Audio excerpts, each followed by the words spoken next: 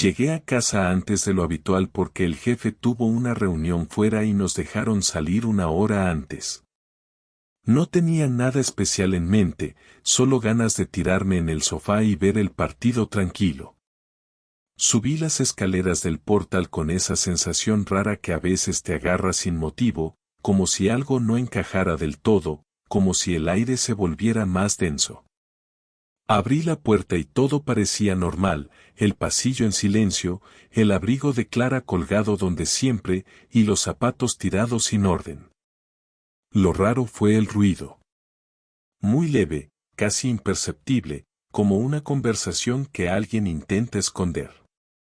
Me quité los zapatos sin hacer ruido y avancé por el pasillo, con los pasos medidos, casi conteniendo la respiración, mientras las voces iban tomando forma. La primera que reconocí fue la de Clara, pero no era su tono normal. Reía bajo, casi como si susurrara, como cuando hablaba por teléfono con su hermana tarde en la noche, pero con una risa más cálida, más íntima. Después escuché la otra voz, masculina, relajada, confiada. Y en ese momento, algo dentro de mí se rompió un poco, aunque intenté convencerme de que no podía ser eso, de que seguro estaba con alguien del trabajo o algún primo que había venido de visita. Pero no. El sonido del colchón hundiéndose me quitó cualquier esperanza. Era un ruido específico, inconfundible, que cualquier persona casada reconoce aunque no quiera. No era solo una charla. No era un malentendido. Era mi mujer con otro en nuestra cama. No abrí la puerta. Me quedé escuchando. Quería confirmar lo que ya sabía. Quería escuchar algo que lo hiciera indiscutible, que no me dejara opción de pensar que estaba exagerando. Y ahí llegó. Un gemido. De ella. Como hacía meses no la escuchaba. Uno largo, entrecortado, que me clavó una punzada en el estómago. Luego, su voz bajita, no pares. Y ahí fue cuando di media vuelta, volví al salón y me senté en la silla con las manos temblando. No sentía las piernas. Me quedé mirando la televisión apagada durante varios minutos, intentando decidir si debía entrar a gritar, sacar a golpes al tipo o simplemente desaparecer. Todo se mezclaba en mi cabeza, rabia, vergüenza, impotencia. Las escenas de los últimos días comenzaron a pasar como una película, las veces que me decía que estaba cansada, las noches que se daba la vuelta sin decir buenas noches. Los mensajes que no contestaba porque se le había acabado la batería. Esperé. No por cobardía, sino porque necesitaba verla después. Quería mirarla a la cara cuando saliera de ese cuarto, desnuda, culpable, creyéndose lista para volver a la normalidad. Y cuando finalmente escuché la puerta del dormitorio abrirse, supe que ese momento había llegado. No me moví. Solo la esperé. No sabía cómo iba a reaccionar. Pero una cosa sí sabía, nada en esta casa volvería a ser como antes. Clara salió del dormitorio caminando descalza, con el pelo desordenado y la camisa arrugada que no era mía. Se detuvo al verme sentado en la silla, con los codos apoyados en las rodillas y las manos entrelazadas. Se quedó inmóvil, como si no supiera si avanzar o retroceder, como si recién ahora se diera cuenta de que yo estaba en casa. Su expresión cambió varias veces en pocos segundos, sorpresa, susto, vergüenza, intento de disimulo, y al final, una especie de resignación. No dijo nada, no intentó justificar nada de inmediato, solo bajó la mirada y empezó a recoger el pelo detrás de la oreja como hacía siempre que se ponía nerviosa. El tipo apareció detrás de ella, abrochándose el cinturón, evitando mirarme.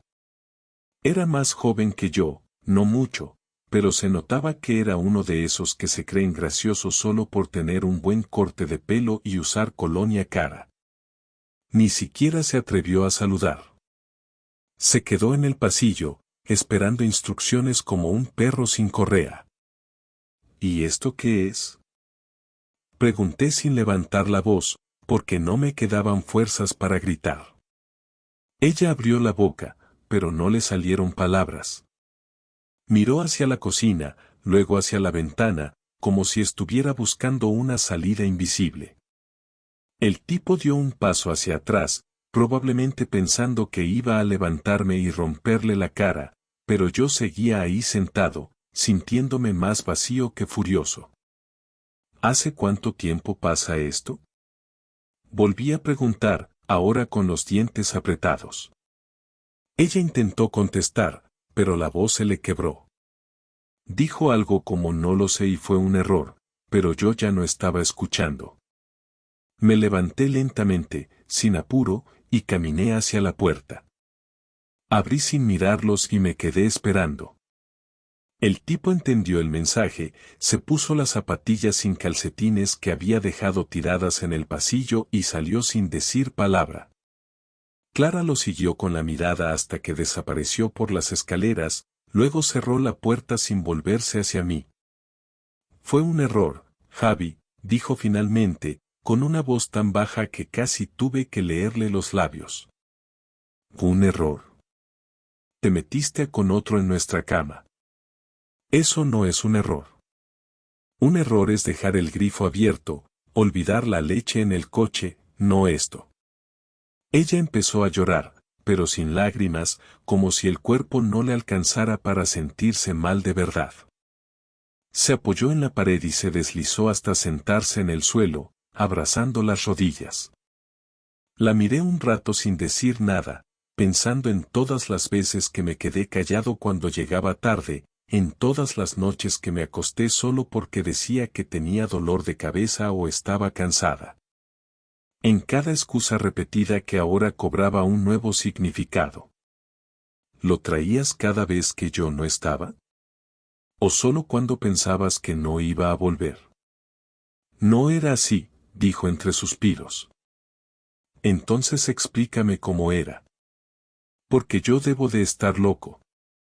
Yo debo de estar viendo cosas que no son. Ella se quedó en silencio, mirándome con los ojos rojos. No intentó tocarme, ni acercarse. Sabía que no podía. Que ya no tenía espacio. Ese silencio fue lo que más me dolió. No que se acostara con otro, sino que no tuviera ni una explicación que pudiera darme sin tartamudear. Algo que, por más jodido que fuera, tuviera sentido. Que al menos me hiciera entender por qué tiró todo a la mierda sin pestañear. ¿Lo conoces desde hace mucho? Hace unos meses. Lo conocí por Sonia, en la reunión de vecinos. Claro, Sonia, la vecina con la que Clara hablaba en la terraza mientras yo lavaba los platos o preparaba la cena. La misma que decía que su hermano era un desastre, pero simpático. Todo encajaba ahora, y esa claridad me quemaba por dentro. No sentía celos. Sentía rabia. Por haber sido tan estúpido, por no haberlo visto venir, por haber confiado ciegamente en alguien que ya se había ido aunque siguiera durmiendo a mi lado. ¿Y qué, te gustaba el peligro? ¿La adrenalina? ¿Pensabas que yo no me iba a enterar nunca? No buscaba eso, simplemente pasó. ¿Simplemente pasó? ¿Te resbalaste y caíste sobre él? Se tapó la cara con las manos. Ahora sí lloraba de verdad, pero yo ya no podía conectar con eso. Ya era tarde. Me fui a la cocina, abrí una cerveza y me la tomé de pie, apoyado contra la encimera. No por sed, sino por costumbre. Por no romper el último hilo de rutina que me quedaba. Cuando volví al salón, Clara seguía en el mismo lugar. No se había movido. No había intentado limpiar, ni vestirse, ni fingir que nada había ocurrido. Y de alguna forma, eso me confirmó que ya no quedaba nada. ¿Qué pensabas hacer después? Que yo nunca me iba a enterar. ¿Seguir como si nada? ¿Esperar que me canse y me largue solo? No quería hacerte daño. Pues felicidades. Lo has conseguido. Me fui al cuarto de Paula. Me senté en su cama vacía, donde todavía quedaban dibujos suyos en la pared y una mochila medio abierta con libros de colegio. Olía a lápices y colonia barata. Pensé en cómo le iba a explicar esto, en qué palabras usar para que no odiara a su madre, en cómo mantenerla a salvo de esta mierda que ahora era nuestra vida. No se me ocurrió nada. Ni una sola palabra. Pasaron unas horas desde que el tipo se largó y Clara seguía en casa, sin hablarme, sin intentar acercarse, encerrada en nuestro dormitorio. Yo estuve todo ese tiempo en el cuarto de Paula, mirando sus cosas, repasando mentalmente cada conversación, cada excusa. Cada vez que Clara decía estar demasiado cansada para salir o demasiado ocupada para responder un mensaje. Y mientras más pensaba, más me ardía por dentro. No sabía si quería gritarle, echarla a la calle o simplemente desaparecer, pero lo único que tenía claro era que no podía seguir fingiendo que esto era algo que se podía hablar con calma. Me levanté, caminé hacia nuestra habitación y abrí la puerta sin golpear. Ella estaba sentada en la cama, con el móvil en la mano, todavía con la camisa de antes. Levantó la mirada, pero no dijo nada. No sé qué esperas que pase ahora, empecé a decirle sin rodeos. Si crees que esto se resuelve con una conversación y unos cuantos llantos, estás equivocada. Javi, yo no tengo excusas. Sé que te fallé. ¿Sabes? No me jode solo que me hayas fallado. Me jode que lo hicieras aquí, en nuestra cama, en nuestra casa, mientras yo salía a trabajar para pagar esta mierda de piso. Me jode que metieras a ese imbécil en el mismo espacio donde duerme nuestra hija cuando viene, como si nada importara. Ella bajó la mirada otra vez. No intentó defenderse, no dijo que estaba confundida ni que era un error de una noche. Y eso me irritaba todavía más. Me daba igual si lo había hecho 1 o 10 veces, el hecho de que no hubiera intentado inventar una excusa era la confirmación de que todo lo que yo pensaba que teníamos ya no existía. ¿Qué hacías cuando decías que salías con Sonia? ¿Era con él? ¿O solo aprovechabas la coartada? A veces sí, otras no. Al principio solo hablábamos. Después cambió. ¿Y qué te dio el que yo no? ¿Qué te faltaba que yo no pudiera darte? No se trata de eso. Entonces explícame de qué coño se trata, porque yo no entiendo nada. Quiero saber exactamente en qué momento decidiste dejar de ser mi mujer para convertirte en una desconocida. No sé en qué momento fue. Solo sé que empecé a sentirme desconectada de ti. Como si ya no me vieras, como si no te importara lo que me pasaba. ¿Y decidiste que la solución era acostarte con el primer idiota que te prestara atención? No fue así. No lo busqué. Pasó, y cuando me di cuenta, ya me sentía atrapada en todo esto. Pues te liberaste bien rápido, ¿eh? Porque ni un puto día te vi con remordimientos. Ni uno solo. Comías conmigo, veías series conmigo, dormías a mi lado. Todo mientras pensabas en él. Me odié cada día por eso. No te odiabas lo suficiente como para detenerte. No sabía cómo salir de ahí. ¿Y qué pensabas hacer? ¿Seguir así hasta cuándo? ¿Hasta que yo te pillara o hasta que él se aburriera? Ella se quedó callada. Le temblaban las manos. Me acerqué, pero no con compasión, sino para que me mirara a la cara. ¿Te enamoraste de él? No. ¿Entonces qué era? Era alguien que me hacía sentir viva, por un rato. ¿Y yo qué era? ¿El cuidador de tu casa? ¿El tipo que te resuelve la vida mientras tú te buscas entretenimiento por fuera? No digas eso. ¿Y por qué no? Es la verdad, ¿no? Eso fue lo que hiciste.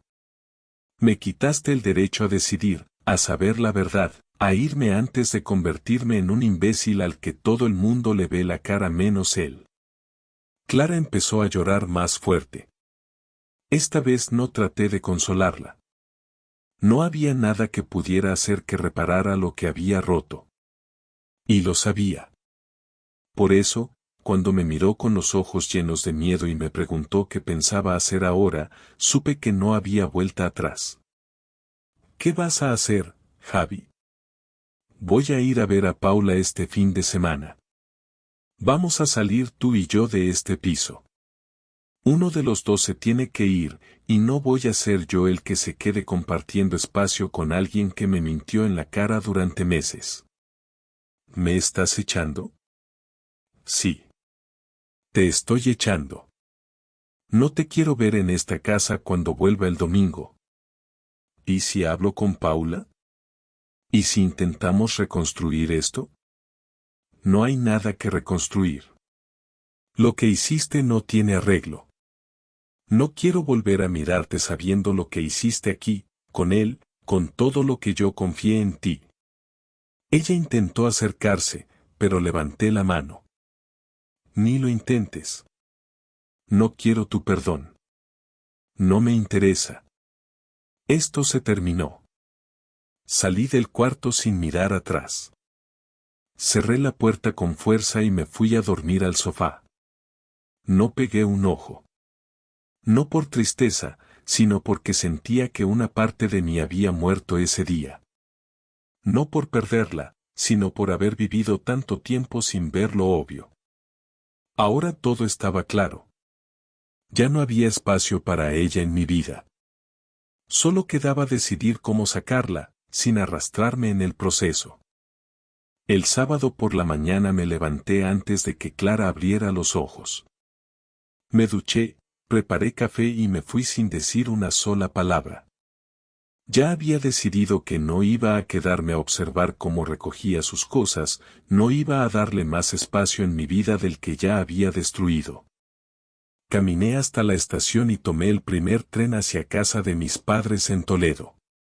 Necesitaba pensar, sin ruido, sin esa tensión pegajosa que había dejado flotando en el piso como si fuera su perfume. Durante el viaje empecé a planear algo que ya había estado madurando desde la misma noche en que descubrí lo suyo con el idiota aquel. No podía simplemente echarla y ya, no después de la forma en que me humilló. No quería quedarme solo con el dolor, quería que ella también sintiera lo que era perder el control, quedarse sin poder ni excusas, quedarse expuesta. Pensé en todo lo que tenía acceso. Su móvil, sus redes, sus contactos, sus amigas, todo pasaba por la misma contraseña que llevaba años usando. Ella nunca pensó que yo fuera a fijarme. Se confiaba de que no era de esos maridos obsesionados con espiar. Y tenía razón. Nunca lo fui. Hasta ahora. Esa misma noche, cuando volví al piso solo para dormir, esperé a que Clara se metiera en la ducha y revisé su portátil. No tenía clave. Entré al navegador y encontré todo ahí, mensajes con él, fotos, notas compartidas, incluso un calendario con fechas y horas en que planeaban verse. No podía creer que fuera tan torpe, o tal vez simplemente no le importaba. Había mensajes explícitos, idioteces que se mandaban como si tuvieran 15 años, e incluso capturas de conversaciones con Sonia donde ella la cubría y le decía que me tenía controlado. Hice capturas de todo. Más de 100. Las guardé en un USB, hice copias en la nube y me mandé todo a un correo nuevo que creé solo para eso. Quería estar preparado para cualquier cosa. A la mañana siguiente fui al trabajo y en la pausa del mediodía llamé a Sonia desde un número oculto. Me contestó sin saber quién era y cuando le dije mi nombre, se quedó en silencio. ¿Por qué llamas desde un número desconocido? Porque no quiero que Clara sepa que hablé contigo. No tengo nada que decirte, Javi. Pues yo sí. Quiero que sepas que tengo todos los mensajes. Todos. Los tuyos con ella, los de ella con tu hermano. Sé que la cubriste. Sé que sabías todo y no dijiste nada. No es asunto mío. Ahora lo es. Porque si no me ayudas, vas a aparecer en todo esto. Y no me voy a quedar callado. ¿Qué quieres? Quiero el número de su jefe. Quiero saber dónde trabaja exactamente tu hermano. Quiero que me cuentes todo lo que sabes y que no me mientas, porque si lo haces, vas a estar en la misma mierda que ella. Colgó. Pero una hora después recibí un mensaje con todo lo que había pedido. Nombre del jefe, dirección del despacho, redes sociales del tipo. Y más importante, la dirección del hotel donde Clara y él se vieron por última vez. Eso me dio una idea. Al día siguiente imprimí todo, no solo los mensajes, sino también fotos, horarios, nombres, hasta una captura de su historial de ubicación. Preparé un sobre para recursos humanos del trabajo de Clara, otro para la dirección del colegio donde ella había sido tutora de prácticas el año pasado, y otro para su madre. No era solo por venganza. Era porque ya no podía vivir sabiendo que ella seguiría con esa vida, tranquila, como si nada, como si todo lo que había hecho pudiera esconderse. Pagué los envíos certificados para que firmaran al recibirlos. Me aseguré de que llegaran antes del lunes. Cuando volví a casa esa noche, Clara me estaba esperando en el salón. Ya no lloraba. Estaba tranquila, como si ya hubiese asumido que su vida iba a cambiar. Ya tengo las maletas listas. Me iré mañana. Perfecto, le respondí sin mirarla. ¿Hay algo más que quieras decir? Sí. Que esta vez no te va a salir gratis. Ya no eres solo una mujer infiel. Eres alguien que juega con todos, que traiciona sin pensar en las consecuencias. Y ahora las vas a conocer. ¿Qué hiciste? Lo que tú nunca tuviste valor de hacer, decir la verdad. Pero no con palabras. Con pruebas. Se quedó quieta, sin saber si reírse o gritar. No dijo nada. Solo se levantó, fue al dormitorio y cerró la puerta. Al día siguiente cuando me desperté ya no estaba. Las llaves encima de la mesa, la cama vacía, su ropa desaparecida. Todo parecía indicar que se había ido de verdad. Pero yo sabía que eso era solo el principio. Lo que le venía encima todavía no había empezado. Pasaron 3 días sin saber nada de Clara. No pregunté, no llamé, no mandé mensajes. Tampoco revisé redes. Me dediqué a limpiar el piso, a sacar cosas suyas, a organizar lo que quedaba como si fuera un proceso mecánico. Guardé sus fotos en una caja y la dejé en el trastero. Tiré su cepillo de dientes, su champú, los papeles del médico donde tenía marcadas citas que ya no me importaban. La rutina se volvió extrañamente tranquila, casi vacía. Comer solo, dormir solo, estar en silencio sin tener que fingir que todo estaba bien. El jueves por la tarde recibí una llamada desde un número que no tenía guardado. Contesté sin decir nada. La voz era de Clara. Necesito verte. Solo un momento. ¿Para qué? Para hablar. Para que me escuches. Nada más. No sé si quiero escucharte. Por favor. Solo eso. No te voy a pedir nada más. Quedamos el viernes por la mañana en una cafetería cerca del parque donde solíamos ir con Paula. Llegué primero.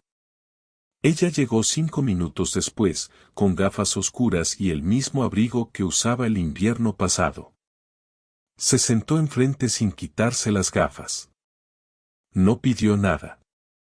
Solo me miró. ¿Te llegaron noticias? Sí, respondió sin rodeos. Mi jefe me llamó. Me dijo que habían recibido documentación muy seria. No me lo negó. Me dijo que tenían que revisar todo y que mientras tanto, me suspendían de empleo. No te lo dije por joderte. Lo hice porque te tocaba asumir lo que hiciste. No me jodiste solo a mí. Mi madre también recibió todo. ¿Y el colegio? ¿Qué querías, destruirme? No. Solo quería que por una vez en tu vida entendieras lo que es vivir con consecuencias. Porque tú me arruinaste sin pestañear. Te metiste con otro en mi casa y luego esperabas que yo te dejara ir sin levantar la voz. No esperaba eso. Esperaba que no fueras tú quien me hundiera.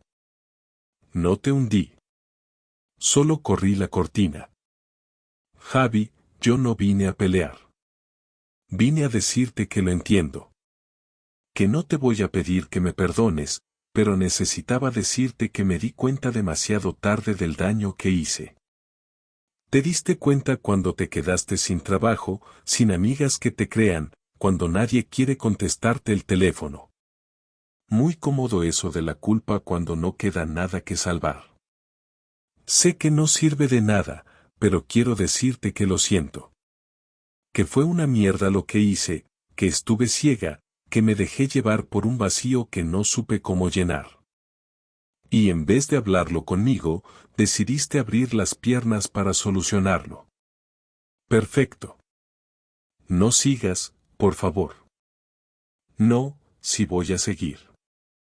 Porque yo también tengo cosas que decirte. Que ya no siento rabia. Ni dolor. Solo decepción. Porque no fue solo lo que hiciste, fue como lo hiciste. La frialdad. La mentira diaria. El cinismo. No sé quién fuiste durante esos meses, pero no era la persona con la que me casé. Ella bajó la cabeza y se quitó las gafas. Tenía los ojos hinchados, como si no hubiera dormido en días. ¿Qué vas a hacer ahora? Preguntó con voz débil. Voy a rehacer mi vida. No sé cómo ni con quién ni cuándo, pero sin ti. Voy a quedarme con Paula, explicarle las cosas con la verdad justa que necesita. No le voy a contar detalles, pero tampoco le voy a mentir. ¿Y yo? ¿Puedo verla? Eso depende de ella. No voy a obligarla a nada. Es suficientemente grande para decidir. Pero no esperes que la reciba con los brazos abiertos después de todo esto. Me lo imagino. Y no vuelvas al piso. No porque te odie, sino porque ya no tienes lugar ahí. Todo lo que construimos quedó vacío. No quiero que entres ni a buscar una taza. Si necesitas algo, me lo pides y lo dejo en conserjería. Lo entiendo. ¿Algo más? No. Entonces ya está. Nos quedamos en silencio. Ella miraba la taza vacía sobre la mesa. Yo quería irme. No porque quisiera escapar, sino porque ya no había nada más que decir. Me levanté sin despedirme. Ella tampoco lo hizo. Caminé sin mirar atrás. No porque fuera una escena dramática, sino porque era lo lógico. Ya estaba todo dicho. Ya no había nada que arreglar. Después de esa última conversación, no volví a saber nada de Clara durante semanas. No pregunté por ella, no revisé si había vuelto a trabajar ni si seguía en la ciudad. Tampoco quise saber si alguien más la había defendido o si simplemente todos la fueron dejando de lado. Me concentré en reorganizar mi vida de una forma que no incluyera su presencia. Cambié cerraduras, cancelé cuentas compartidas y hablé con el banco para dejar todo a mi nombre. Cada pequeño trámite era un recordatorio de lo que había pasado, pero también un paso hacia adelante. Paula vino ese mismo fin de semana. Le cociné lo que siempre me pedía los viernes y le dejé que hablara de todo menos del tema. No quise arrastrarla a una charla forzada. Ella ya intuía que algo había pasado, y yo esperé hasta el domingo por la tarde para contarle lo básico, sin dramatismos ni acusaciones. Mamá ya no vive aquí, le dije mientras ponía la mesa. Pasaron cosas que no te voy a ocultar, pero tampoco necesito contarte en detalle. ¿Fue por otra persona? Sí. No me preguntó más. Solo asintió. Terminó de poner los cubiertos en silencio y luego se sentó frente a mí como si ese gesto fuera su forma de decirme que estaba de mi lado. En los días que siguieron, noté un cambio en su actitud. Era más cuidadosa conmigo, me escribía más seguido, me preguntaba si necesitaba algo del súper o si quería que viniera el viernes a cenar. A veces aceptaba, a veces no. No quería que sintiera que tenía que cuidarme, como si yo fuera un enfermo o un derrotado. No lo era. Estaba solo, pero no destruido. Con el paso de las semanas, empecé a recuperar una normalidad distinta. Iba al trabajo, hablaba más con algunos compañeros, me quedaba los viernes a tomar algo, cosas simples que antes evitaba por llegar a casa. Redescubrí partes de mi vida que había dejado olvidadas por acomodarme en una rutina de pareja que ya no tenía sentido. Dormir del lado que yo quería, dejar la tele encendida hasta tarde, poner música mientras cocinaba. Parecían cosas pequeñas, pero al hacerlas con libertad, me recordaban que seguía siendo yo, sin el peso de una persona que se había desconectado hace mucho. Un día, Sonia me escribió. No le contesté. No me interesaba saber si venía en plan de disculparse o de dar explicaciones. Ella fue parte del juego, eligió su lado, y no tenía espacio en mi vida. Poco después supe por otro vecino que Clara se había mudado a un barrio más alejado, que estaba sin trabajo y que probablemente no se quedaría mucho tiempo en Madrid. No lo confirmé. No me importaba. Esa información me entró por un oído y me salió por el otro. No me generó alegría ni alivio. Solo indiferencia. Como si me hablaran de alguien que vi una vez en un autobús. Llegó diciembre y con él la primera Navidad sin ella. Paula se quedó conmigo. No hicimos gran cosa.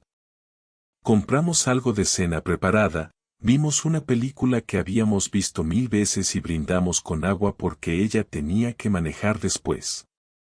Fue una noche tranquila. Sin tensión, sin silencios forzados. Al día siguiente me desperté sin resaca, sin reproches, sin recuerdos amargos. Solo una sensación de haber sobrevivido. Y eso fue suficiente. Cuando empezó el nuevo año, me propuse seguir en ese camino. No empecé dieta, no me metí al gimnasio, no cambié de look. Solo seguí viviendo. Con mis tiempos, mis espacios, mi forma. La gente cree que después de algo así uno tiene que hacer cambios radicales, transformarse. Pero a veces lo que uno necesita es simplemente seguir siendo, seguir haciendo lo que siempre hizo, pero con más calma. Sin tener que mirar hacia los lados. Volví a ver a Clara una vez más. Fue en abril. Yo iba saliendo de la estación de Atocha y ella estaba del otro lado, esperando en un semáforo. Nos vimos. No había forma de evitarlo. Ella me saludó con un gesto mínimo, una media sonrisa que no llegaba a los ojos. Yo solo levanté la cabeza como quien reconoce a un vecino de la infancia. No nos acercamos. No hablamos. Cuando el semáforo cambió, cada uno siguió su camino. No volví a verla desde entonces. Hoy, meses después, puedo decir sin vergüenza que la herida no desapareció del todo, pero dejó de sangrar. Ya no reviso el pasado como quien busca una respuesta. No hay respuestas. Hay hechos. Y hay decisiones. Ella tomó las suyas. Yo tomé las mías. No sé si algún día volveré a confiar del todo en alguien, no porque tenga miedo, sino porque ahora sé lo que cuesta reconstruirse. Y uno no quiere romperse otra vez por nada. Paula sigue viniendo los viernes. A veces trae a alguien, otras veces no. Me alegra verla reír, saber que su mundo no se vino abajo con el nuestro. Ese es el verdadero cierre. No haber dejado que su vida se arruinara por la nuestra. Lo demás, el dolor, la traición, los silencios, quedan donde tienen que estar, atrás.